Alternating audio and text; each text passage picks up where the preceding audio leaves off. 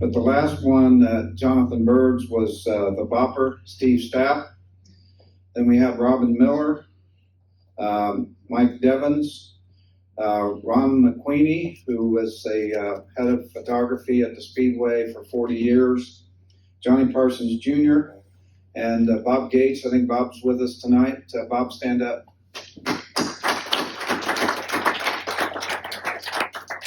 So I'd like to introduce our speaker.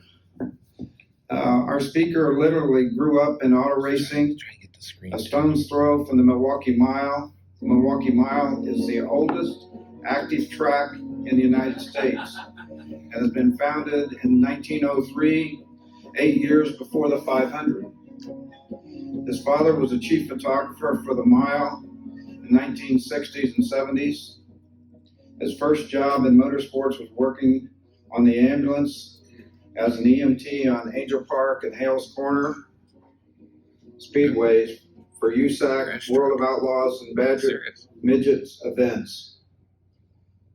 In 1993, he started working at the Milwaukee Mile as a video photographer in charge of the media center and becoming a track historian.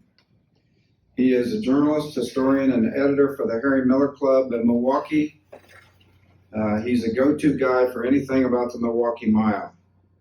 He has been involved in sports radio for the last 15 years and has been involved in radio sports in the Milwaukee area and currently hosts the Track Reaction podcast on YouTube.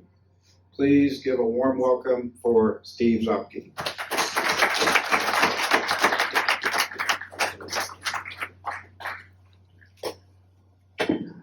I certainly appreciate the stereotypical polka music. It harkens back. I found you mentioned my dad, and we'll talk about it, but before I forget, I have 2 YouTube channels. I have one with my name, and then I have another one with Traction Reaction Podcast, which has replaced the radio show. But I've been finding these bits of historical footage, and I got Mike Billings, who is Dean Billings' dad. He's the one that actually got my dad involved in auto racing, shooting for the fire crew at Milwaukee. Anyways, he always had a movie camera too, and he owned Mike's Character Tap on 98th and Lincoln. Greenfield, still there, right up from the Speedway, and he's got footage of there with Bill Traynor, who was head of Zico Lube racing team, Dick Rathman, and Eddie Sachs, and a few other guys. And, you know, if you watch baseball, the Ken Burns documentary and that, you know, they'll show this historical footage, and they add layers. They'll have 50 layers of, you know, them hitting the ball, the crowd. That's all added in. I found some sound effects. I had put some tinkering in there and then some background noise, and I said, see, you need something else. Polka music. So if you listen, you can see there's Eddie being typical Eddie Sachs, the life of the party. And if you listen, there's a little bit of polka music in the background. So if you search Eddie Sachs at the bar on YouTube, you'll find it. But thanks for having me. I really appreciate it. And we're going to be talking about the Milwaukee Mile. And you can click the next one. In the beginning, there's Barney Oldfield and Tom Cooper. Those are the Ford Red Devil and 999 cars. And this is always an interesting story. This goes back to 1903. And Tom Cooper is a forgotten person. He was actually Henry Ford's right-hand man. And he was a little bit of a carouser and drinker. And if you know anything about Henry Ford, very, very conservative. Mrs. Ford didn't like Tom Cooper. Tom Cooper raced for a bit, and then he's just forgotten the history. But that's Tom Cooper and our Barney Oldfield. Next one, please. The first race, automobile race at the Milwaukee Mile, was held on September 10th and 11th, 1903. And what's interesting about this is racing was different. Everything was more spontaneous back then. So what they did was a lot of barnstorming. And this was a barnstorming troop that had come through. If you know about Indiana State Fairgrounds, they actually held a race before Milwaukee in August. That was part of this barnstorming troop. They went through Ohio, Indiana, and then they came up to Milwaukee. They couldn't reach a contractual agreement with Milwaukee, so that's why they hit Indiana first. Well, the first race is 1903, and Frank Day, they picked up in Columbus, Ohio. They were coming through town. Frank was a young guy, and he wanted to be a race car driver. And Barney Oldfield was hurt, couldn't run. They put Frank in the car. Coming out of turn 4, he hit it was dirt, and he hit a chuck hole, whatever you want to call it.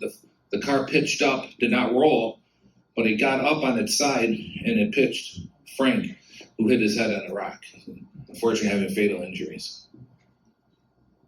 And he came from a very well-to-do family, and unfortunately was the first fatality at Milwaukee. Next one. Barney Oldfield is, of course, one of the superstars early on, and would make numerous appearances at the Milwaukee Mile. This is him in the Peerless Green Dragon. This is actually in Texas, but he was one of the larger-than-life figures, and really got motor racing in the papers and that. And was not he marched to his own drug. He didn't want to be pinned down by AAA. That's why he didn't race in the Indianapolis 500, because he was always feuding with AAA. I want to do my own thing. He was out for making money. He had a manager. That was a big promotion, and that's why he did all this oddball stuff too, especially with the race with Jack Johnson, the boxing figure back in the day. So he kind of did his own thing, and he drove many cars at Milwaukee, including the Blitz and Benz here. He also drove a car called a Darroch, which was a big name in French racing early on, and of course a unique Harry Miller Golden Submarine. And it was quite a spectacle. Racing back then people came out to see these cars. You know, still it was a transitional period between horse and carriage. And I always get a kick out of if you see these old newsreels like New York or the early in the century, and you see these poor horses, and you get these noisy cars. There's a lot of push and pull between the people that had their horses and couldn't afford a car, and those who had cars and that were just causing all sorts of mayhem. Short races were the norm, because racing they couldn't go much further than 25 miles. So most of the races, if you look in the history of not only the Milwaukee Mile, Indianapolis too, they held shorter races. So 5-10 lap race heats, 25 maybe were the norm. The first 100-mile race wasn't held at Milwaukee until 1915. And this is it. This is from 1915. And it just wild. The racing, the spectacle, the dirt. And there you can see the old grandstand with the lattice and its very elaborate design. Barney Oldfield and Ralph DePalma held a famous duel at Milwaukee. And here we see DePalma, the Simplex car, and then, of course, the Golden Submarine. Interesting, you look at that car, it looks incredible. Buck Bodeman from Michigan built, with many of the similar components, built one that's fantastic. Unfortunately, we lost Buck a couple of years ago, but to sit in that thing, you get claustrophobic, and that's what happened. Oldfield was running, and the car flipped over, and he couldn't get out. Next day, that top came off. Here's Louis Disbro in a J.I. Case special. And in J.I. Case, you go, oh yeah, they make tractors. Yes, they do. Out of Racine, Wisconsin, a large manufacturing firm, been there for 100 plus years. If you look at the famous shot, the 1911 Indianapolis 500, you see these cars in the front row with like tigers. I got P40 with tiger teeth. Those are J.I. Case cars. And here's an example. And we move into the 20s, board track racing was the rage. Everybody wanted to go to Beverly Hills, Altoona, even Des Moines, Chicago. So you go by O'Hare, by the big hospital. There's a big hospital just east of the airport. That's where the board track was in Chicago, Maywood. And a lot of the big names weren't hitting Milwaukee. It was kind of resorted back to a short track where a lot of the local drivers came, and they were the drivers to beat. One of the guys you think of is Johnny Gerber. If you ever read his book, Outlaw Sprint Racer, he was one of the guys that was running at Milwaukee too. And highly recommend his book because it kind of it's almost a diary form. And it's not just, I raced here, I finished 5th, I won this race, but he talks about the lifestyle back then. And he talks about they would go out west, on the west side of Iowa, Nebraska. They had to carry shotguns with them because they were still highwaymen. And I'm reading this, I'm like, wow, that's like it was still parts of the old components of the old West back then. And you had to you had to pay attention out there. And it just thought it was a fascinating book. So I highly recommend it. This is a shot of Ralph De Palma's widow shortly after he died. And I saw this and it brings back memories. People see the 1912 Vanderbilt Cup that was held at Milwaukee. That was not held at the Milwaukee Mile. That was held on a road, on roads just north of the Milwaukee Mile. If you know where the baseball stadium is, pretty much due west of there. And went from 35th Street to roughly 60th. It's a pretty large area. And they did it kind of similar, when they built the Indianapolis Speedway, where it's located. That's where the trains ended. Well, they did the same thing with the Vanderbilt Cup when they set up the area, because that's as far as the trains went.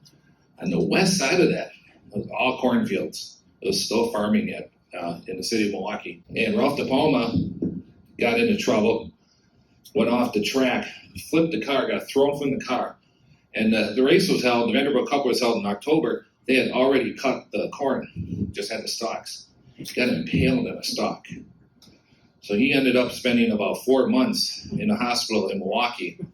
Whenever he came back to Milwaukee, he always went back to the hospital, visited with the doctors and the nurses. He really appreciated that they were able to save his life. This is Wilbur Shaw. It's one of my favorite shots. Cooley was a photographer. It's kind of lost the history. Very prolific photographer in the 30s and 40s. One story that was told to me early on at the Milwaukee Mile, the train would come out about 84th Street, and they had dormitories. And what the photographers would do, they'd take their photos, go to the dormitories, and expose the glass plates in the bathtubs, expose them, and put them on the train, send them downtown for the newspapers. But this is 1933, and this was a significant race. It's an interesting story too. This is the first 100-mile AAA race held at Milwaukee. It was actually held on a Monday though. The race got rained out on Sunday, and they're sitting around and they're like, we don't want to go back to Indianapolis. And they talked the promoter into doing the race on the next day on Monday. So what they did is about 2 o'clock, 2:30, they started practice, make the noise. And then the workers are coming home from the factories. They're like, hey, they're running today. They didn't get a big crowd, but they got a decent crowd. And some people consider that the first rain date that was held. Now, what's interesting, if you look in the record books, some of them will have 1933 as the first AAA race. Others will have 1937 or 39. This was a AAA race, AAA cars, drivers, and officials. However, back then, in order to get that AAA number, you had to spend a little extra money because he didn't have that extra. He got a decent crowd, but not a good enough crowd. He couldn't afford it. Never got the AAA number. That's why it's not a AAA race. This is Carl Marchese. Carl ran one Indianapolis, finished 4th, was a very up-and-coming race car driver. The Marcheses were businessmen in what is now the 3rd Ward. They were fruit sellers, and they had other business interests. Carl is the racer, a very good racer, but later that year he got hurt at Springfield and was out for about a year, and they kind of had a family meeting, as they do in that community, and they said, I think, Carl, you're done. Let's become a race team. So from that point on, they became a race team. And here's the Marchese family. So we got Carl on the left, that's Tom, and then Joe and Tootie. and they were very well respected in Milwaukee. And they started to promote in the late 30s. And how they became the exclusive promoters of Milwaukee was back then you had a lot of promoters were a little shady. These guys were businessmen in Milwaukee, very well respected. They promoted a midget race, did very well. Everybody got paid. Everything was handled above board. The State board was ecstatic. We like working with these guys. And they offered them exclusive promotion rights, which they held through 1967, and then John Keisha came on. And that company, though, promoted races at Milwaukee till 83. So that was Carl, and Carl retired from driving. At the racetrack, he was the pit steward kind of. He ran the pits. Tom, the second from the left, he was the money guy. He was the guy that counted all the money, took care of that thing. Joe stayed with the business end of it. Wasn't really involved in racing. Tootie was the hands-on mechanic guy, and always liked to build. He worked on office and all sorts. But unfortunately, he was the first one to pass. He passed from cancer in 1967. Why was there a Rex Mays Classic? Rex Mays was, of course, one of the most popular race car drivers, late 30s and 40s, as was many drivers. Kids loved him, signed autographs, everybody was one of the favorites, and had success. Number one Indianapolis, but was on the pole and won races. And then 1948, Duke Dismore hit the wall, was thrown from his car, and was laying in the middle of the track. And that's Duke in the middle of the track. That's his car on the left. That's Ted Horn going by. And then you see Rex Mays' car up against the wall. What you don't see is Rex. He's up track, waving his hands, trying to warn the drivers that Duke is in the middle of the track.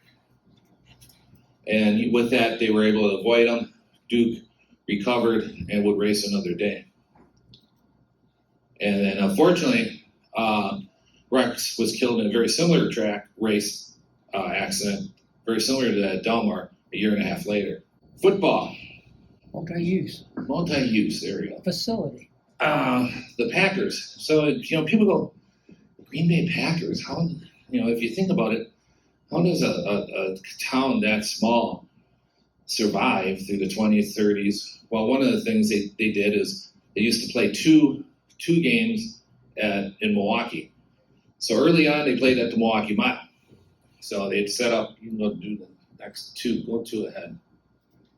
They're right there. So that's State Fair Park, and that's the WPA grandstand they're building. And you see they're just starting to build, that's the famous traditional that everybody knew before they got the thing they got now. So that's the grandstand. You see a little quarter mile track up, and then the dark square, that's the football field. And then what they would do is on this side, on the right side, they would set up big, huge bleachers. And they actually broke the attendance record. I think they had like 32,000, which was an NFL record for a championship game when they won it in 39. And they played there until 49, and then they moved to Marquette Stadium, which was a football field, which was there up until a few years ago, and then they moved to County Stadium when that was built in 1953, and that's how they were able to survive. They were still playing at County Stadium in the 70s. And they did that, and if you still today they have what they call the Gold Package, because in Milwaukee was so instrumental in helping them survive. When they stopped playing at County Stadium, they actually let the season ticket holders carry on their season tickets. So to this day, those Milwaukee, they still call them Milwaukee games for Green Bay Packers. This is 1946. I love this shot. Andy Granatelli in the Grand Corps Rocket and Barney Oldfield. And this is this was a I think he had JATO rockets in it or something. And it was more of a promotional thing. He'd go up and down because he could probably buy a JATO rocket for $50 after the war. So he had so much war surplus, and it was just a spectacle. Midget car racing. Of course, midget car racing took the nation by storm after the war. And I always liked the Sam Hanks story. Alice Hanks told me the story where he'd go to the bank on Monday morning with a suit coat, and because he had run like Monday, Tuesday, and then Thursday, Friday, Saturday, Sunday. You could run 4 or 5 days a week in Southern California. He was successful at it, and they would pay you by the purse. They pay you by the attendance. So a lot of times it was singles, coins, and whatnot. So he'd come into the bank, he'd pull out a wad of money, boom, pull out another wad of money, and they'd sit there for 20 minutes counting the money. They're like, what do you do? Where are you getting all this money from? And he'd have to explain it. There's Ray Richards and a very young Bob Wilkie. And before he became an IndyCar owner, he was promoting racing, was a racing fan, had a midget team, and was a licensed vendor for Curtis Craft and Offies, and was very popular in midget racing. They did a lot of midget racing at Milwaukee, not only on the mile track, but also on the quarter mile. Who's this guy? Yes, that's, of course, A.J. Foyt and the Hickman midget. That's 1957. And, it's a great story.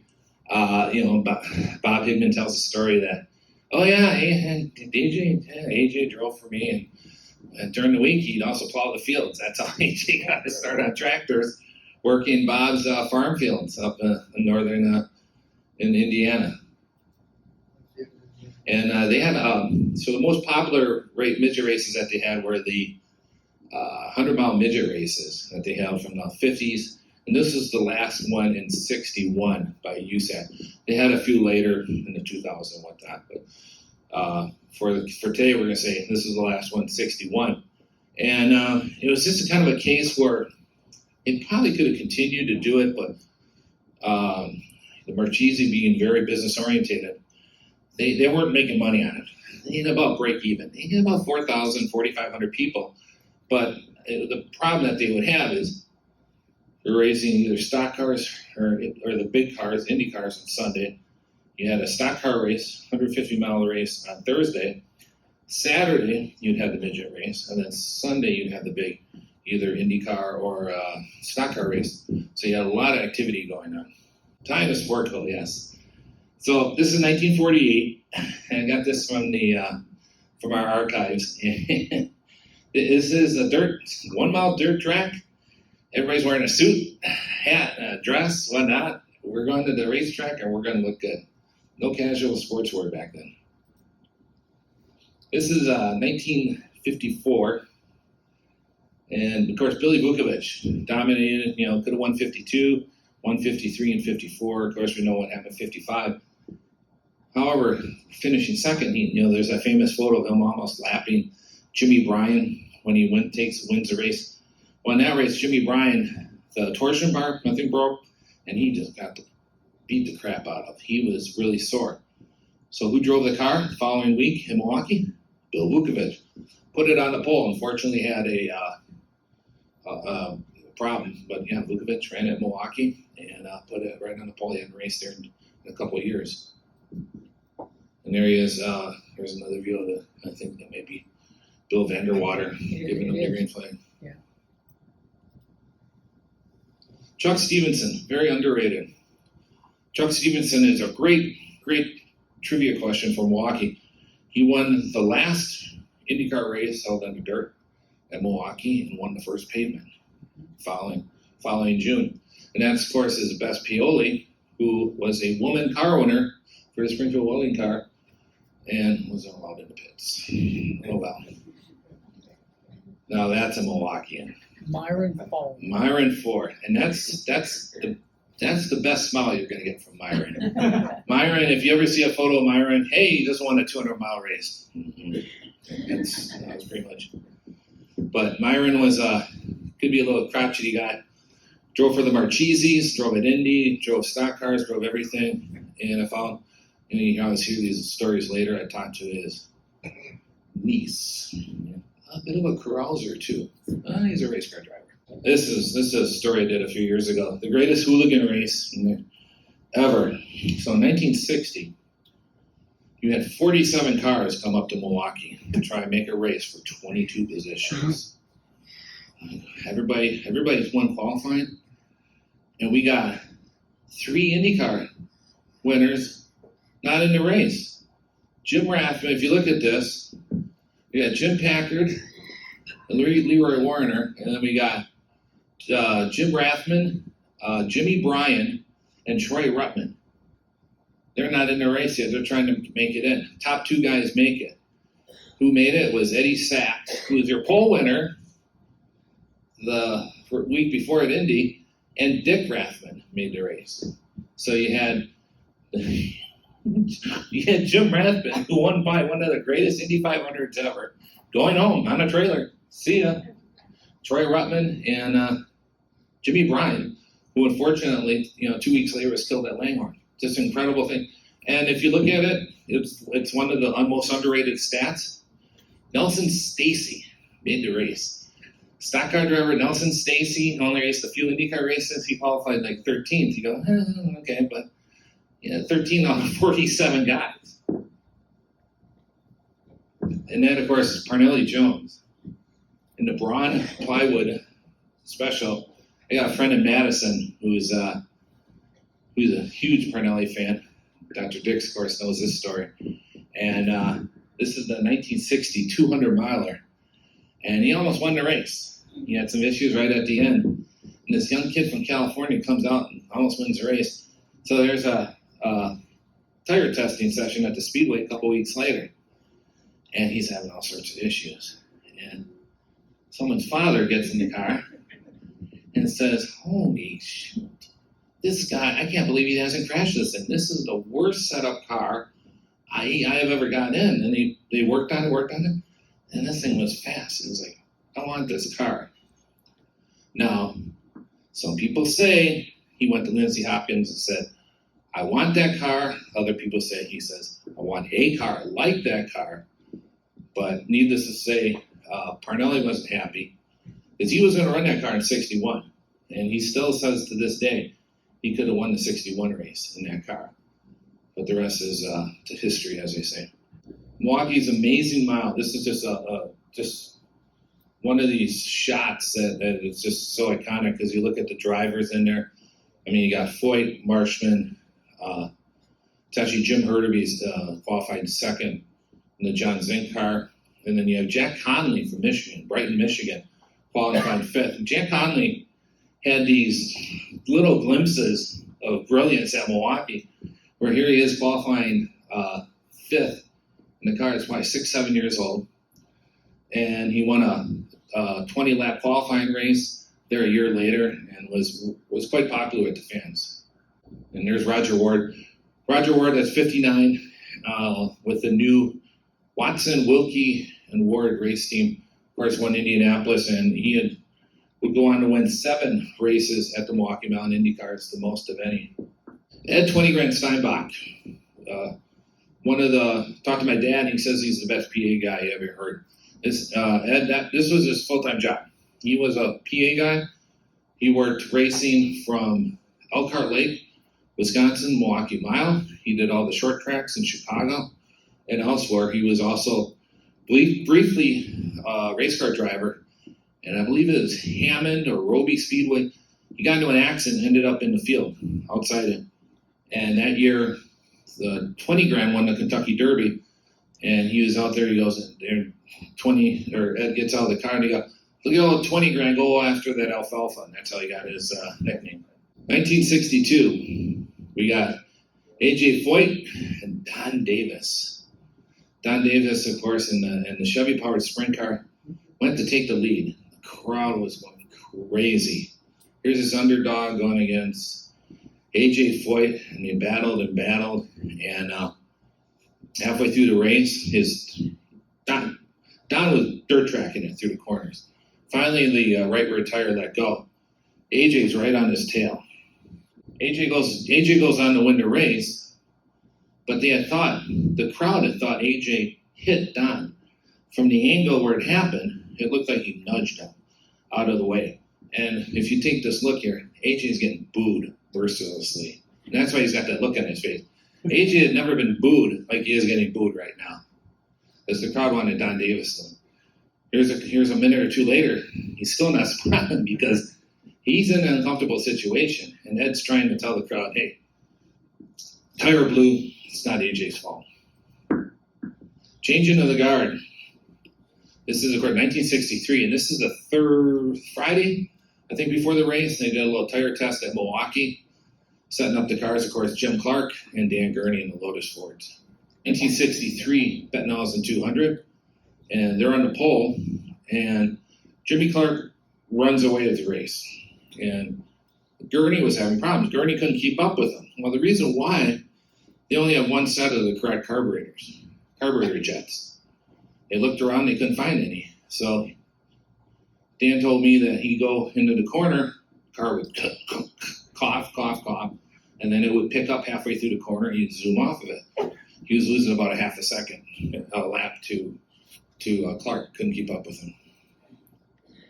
And this is a couple of days before. This is the Zico Lube garage on Howard Avenue in Milwaukee. And they were a Ford team, and there's a Lotus in there. Actually, 2 Lotuses in there. And that's where they did their setup. 1964, of course, it started the Jim Hurtubise accident. And of course, everybody knows the story of Jim Hurtubise. And if you want to find a positive in a bad situation going the next couple of years, there he is. You can barely see him because he's slumped out, he's knocked out. But if that accident happens pretty much anywhere else on the track, he probably does not survive. The car had just come to a stop, and you already see the windscreen's already starting to melt. But crew guys and fire guys were out there, within a few seconds and putting powder on trying to put the fire out. Gil Skippy Michaels, Chicago driver, very popular driver. And my buddy and I, we affectionately call these shit boxes. And this is the shit box of all shit boxes, forgive my French. This thing showed up at Milwaukee in 1964. This is the same group that put the Grizzly brake car together. What they were thinking here, I have no idea. But this thing showed up. Literally, my dad told me, people were actually kind of behind their back, kind of giggling. And like, what the hell is this thing? The USAC official says, we'll let you qualify. We know you're not going to make the race. But don't ever bring this car to the track again. And that was the last that car ever showed up. To this day, I have no idea where that. This photo, and there's a guy called Jim Haig. He's got a photo of it on the back of a open trailer. That's the only 2 photos I've ever seen of this car. Who is this guy? That's the same race. The last 2 photos were taken by Al Krause. He was my mentor at the Milwaukee Mile. He was the first publicity guy and historian at the Milwaukee Mile. And he'd walk up and down and go, hey, Mario, can I take your photo? And most guys back then would say, oh, sure. And they would pose. And that's 1964 Bettenhausen 200. And of course, 65, following year, we got if you ever see AJ, and you're not sure if he's in a good mood or something, just mention this race. It'll always put a smile on his face. So this is the 200 miler, and as Steve Stapp told the story back then, heck of a lot better I can do. You dumb son of a bitch, you can't even read a stopwatch. Yeah, this is that race. And AJ put it on the pole. Could have won it. If it was a 100 miler, he would have won it. And Gordon Johncock won the race. AJ will say Lloyd Ruby won the race. But don't ever correct AJ, just go, That's my dad with Skitch Henderson, who was the original band leader on the old Tonight Show. And so in August, State Fair Week, you'd have a lot of celebrities show up to the racetrack and schmooze with the guys and whatnot. And we always would have people walking through. And it was a good way to promote not only their act, but also the racetrack. That's my dad again. That's Carl Williams, who hit the wall again in the Dayton Steel Wheel car. I think that's 67. That's my dad again with Tom Bigelow. That's, of course, the Grand King car behind him. That should be about 1973 when he was going through his Elvis phase. 1968, Lloyd Ruby swept both races at the Milwaukee Mile, the Rex Mays Classic and the Bettenhausen 200. He's being interviewed by Tom Leaders, who later worked at the Milwaukee Mile. He was a local